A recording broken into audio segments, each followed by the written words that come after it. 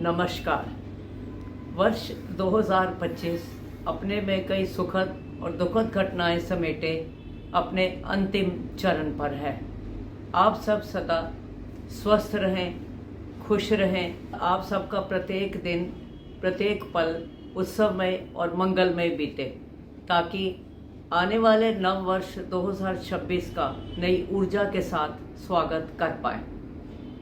इन्हीं शुभकामनाओं के साथ हर माह एक नई वीडियो के वादे के अनुसार इस बार फिर एक नई वीडियो लेकर आपके सामने हूँ।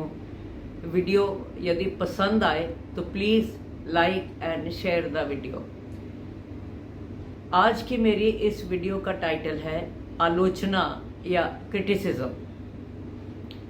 आलोचना दो प्रकार की होती है। एक और आलोचना किसी पुस्तक के विषय के लक्ष्य को ध्यान में रखते हुए उसके गुण दोषों और उपयुक्तता की ओर ध्यान करने वाली एक महत्वपूर्ण साहित्यिक विधा है। दूसरी ओर किसी व्यक्ति विशेष के दोषों पर छीटाकशी करना, रहन सहन, खान पान आदि पर छीटाकशी करने को या आलोचना या उनके गुण दोषों को बताने को भी आलोचना कहते हैं। मेरी आज की यह वीडियो आलोचना के इसी दूसरे पक्ष पर आधारित है।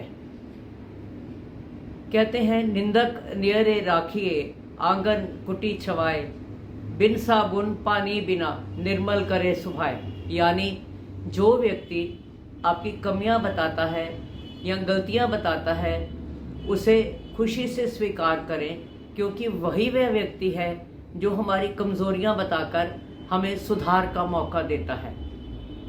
किसी ने क्या खूब कहा है, यदि कोई आपके रास्ते में गड्ढे खोदे तो परेशान मत होइए, क्योंकि यही वह व्यक्ति है जो आपको छलांग लगाना सिखाता है।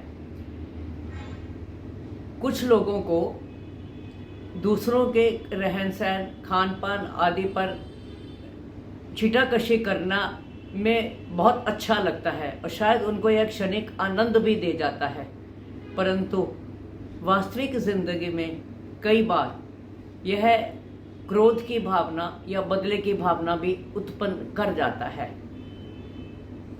इसके उपाय स्वरूप यदि हम यह संकल्प ले भी लें कि हम दूसरों की आलोचना कभी नहीं करेंगे, परंतु दूसरों द्वारा की गई अपनी आलोचना को हम नहीं रोक सकते, तो इसके लिए क्या करें? इसके लिए याद रखें कि आलोचना करना और पाना ये दोनों भी एक कला है। यदि खुशहाल और सुकून की ज़िंदगी जीनी है तो इस कला को सीखना पड़ेगा। तो आइए आलोचना के पहले पहलू की ओर बढ़ते हैं। यदि कोई आपकी आलोचना करता है तो उसे कैसे स्वीकार करें? पहली बात, यदि कोई आपकी आलोचना करे या आपके कुछ बातों के कुछ दोष निकाले, तो उसे एकदम प्रतिक्रिया ना दिखाएं।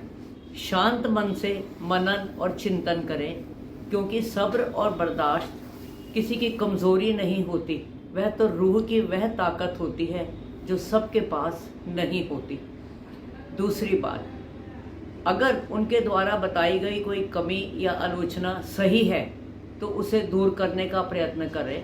यदि आपको वह विवेकपूर्ण नहीं लगती तो कोई सही समय देखकर उनको अपने पक्ष के बारे में बताने की कोशिश करें।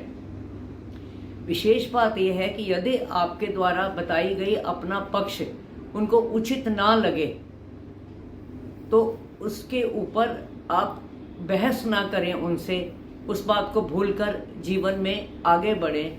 क्योंकि अगर आप याद रखें, आप उदास हैं, नाराज़ हैं या खुश हैं, जो भी हैं अपनी सोच की वजह से है, ना कि किसी और की वजह से। अब आते हैं आलोचना के दूसरे पक्ष पर।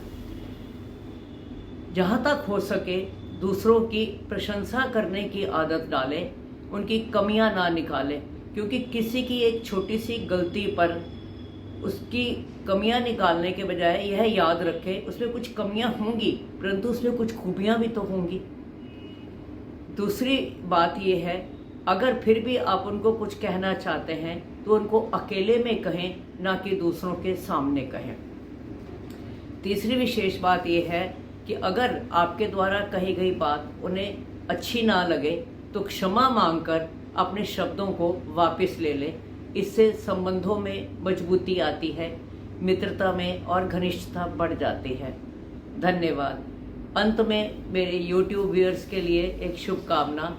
दिल के अच्छे होना बहुत अच्छी बात है, परंतु उससे भी अच्छी बात है अपनी जुबान से अच्छे होना, क्योंकि लोगों का वास्ता पहले जुबान से पड़ता है, दिल तक तो कोई खास लोग ही पहुंच सकते हैं। शुक्रिया, धन्यवाद।